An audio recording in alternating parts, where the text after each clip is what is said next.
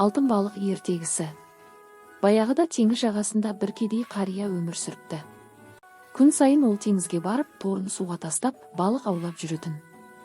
Bir күні оның торына жарқыраған алтын балық түсіпті. Алтын балық адамша сөйлеп, «Қария, мені босатшы. Мен саған көмектесемін» дейді. Қария мейірімді еді. Ол алтын балықты теңізге қайта жібереді.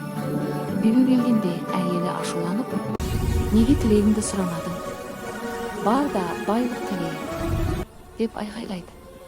Қария амалсыз теңізге қайта барып, алтын балық әйелім бай болғысы келеді дейді. Алтын балық бір сәтте оның тілегін орындайды. Қарияның ескі лашығы алтын сарайға айналады. Бірақ қуанып тоқтаудың орнына әйелі тағы аш көзденіп, «Маған одан да көп керек. Бүкіл әлемге ханша болғым келеді» деп талап етеді. Алтын балық бұл жолы үндемей теңізге сүңгиді. Кенет бәрі жоғалып, сарайда байлық та жоқ болып кетеді. Қария мен әйелі қайтадан өздерінің ескі лашығының алдында қалады. Сол сәтте олар бір нәрсені түсінеді. Ашкөздік ешқашан бақыт әкелмейді.